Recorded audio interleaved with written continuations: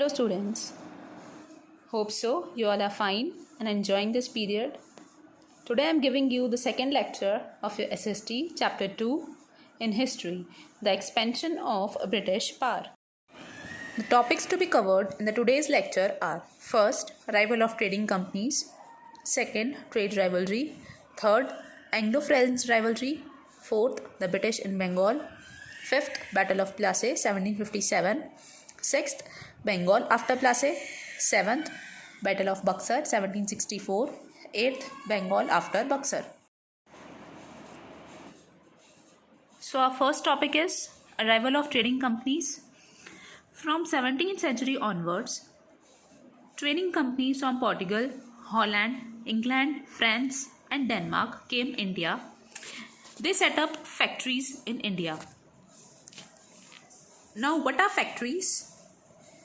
जब ब्रिटिश लोग इंडिया में आए तो वो लोग कोस्टल एरियाज से आए थे और कोस्टल एरियाज पे उनने अपने घर गोडाउन्स वगैरह बनाए and these godowns and offices were called as factories. Why so? Because these officials were called factors. उन ऑफिशियल्स को फैक्टर्स बोला जाता था तो उन्हीं के नाम पे वर्ड रखा गया factories. Our next topic is trade rivalry. The goods traded from India were spices, cotton, silk, indigo, saltpeter, etc. These goods were brought at very low prices and sold at very higher prices in Europe. This was done so that these companies can earn more and more profits. Now, in order to earn more profits, only one thing was done by the companies was to ensure trade monopoly. That is, वो अपने सब competitors को हटाना चाहते थे और पूरा trade एक ही जना कंट्रोल करना चाहता था. So this led to a war between them and the Portuguese, Dutch and Danes were remove from India. The others were ousted and only English and French control trade between India and Europe. In the war all were defeated and only English and French remained, and they were dominating the trade between India and Europe. Anglo-French rivalry. The clash of trade between English and French led to a series of wars.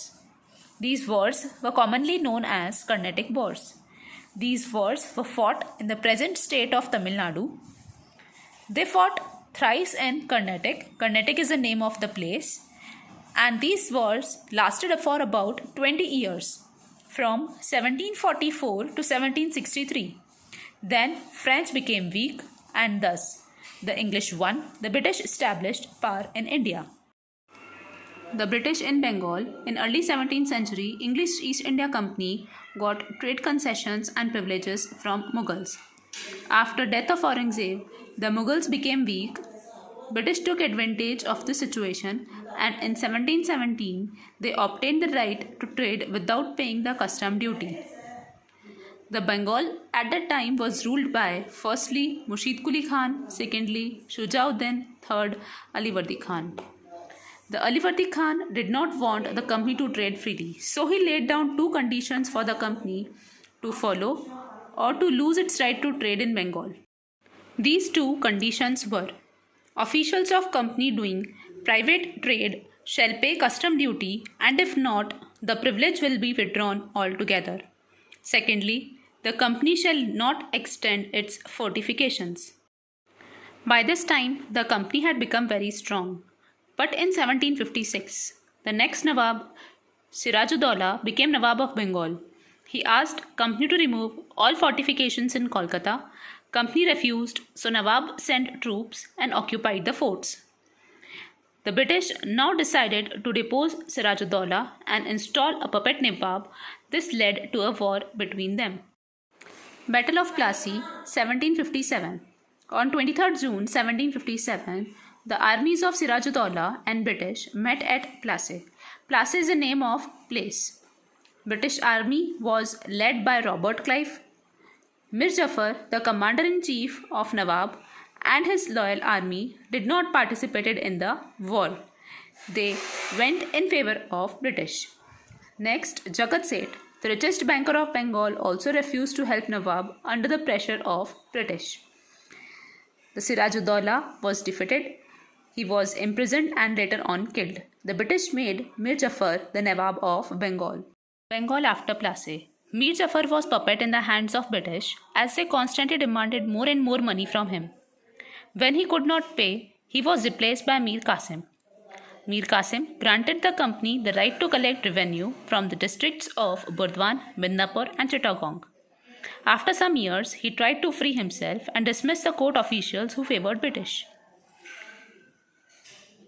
He hired European experts to train his army so that his army could be well trained and can fight the British army. He abolished all duties so that the Indian and British merchants could trade on equal terms so that the Indian merchants could not suffer from losses. This was unacceptable to the British. The British did not accept all this and decided to depose Mir Qasim, that is, remove him from the post of Nawab. Next topic is Battle of Buxar, which was fought in 1764. Mir Qasim was defeated. He fled to Awadh. After being defeated, he ran away to the Awadh. He formed an alliance with Shuja-ud-Dawla. He was the Nawab of Awadh at that time. And Shah Alam II. He was the Mughal Emperor of India. These all three rulers combined together. The combined armies fought with the British at Buxar. Buxar is a name of place. On 22nd October 1764. Then the Indian army was defeated. These three were defeated. Then a treaty was signed between Shah Alam II, जो Mughal emperor थे उनके बीच और Britishers के बीच. And according to this treaty, he granted the company the Diwani of Bengal, Bihar and Orissa. Next, Shahjudawla paid rupees 50 lakh as war damages. He was the Nawab of Awadh. Next was Mir Qasim. Mir Qasim was deposed. He was Nawab of Bengal, and in his place, Mir Jafar was made the Nawab of Bengal. The Nawab of Awadh and Bengal and the Mughal Emperor now became dependent on English East India Company. Bengal after Buxar. East India Company became the real ruler of Bengal. The military and revenue collections were controlled by Company. A small amount of revenue was given to Nawab for administration. It means all the taxes, etc., revenue and all was collected by the company, and only a little money was given to the Nawab so that he can take care of the Bengal for administration purposes. The British had all power and income. सारी power और income Britishers के पास थी, पर उनके पास कोई responsibility नहीं थी, बल्कि सारी रिस्पॉन्सिबिलिटी नवाब के पास थी और उनके पास पावर और इनकम नहीं थी. The British had all power and income, but no responsibility. But Nawab had all responsibility, but no power, and stable sources of income. This was known as dual or double government. As a result of this, when in 1770, when famine struck Bengal, neither the company nor the Nawab provided any relief to the people. जब 1770 में कुछ फेमाइन्स आए, तब ना तो company ने help की ना ही नवाब ने. As a result, all those which suffered were people only. Thus, the dual government ended in 1772 when Bengal was brought under direct control of company and the new Governor General Warren Hastings came India. So from here we will continue in our next lecture, lecture number 3.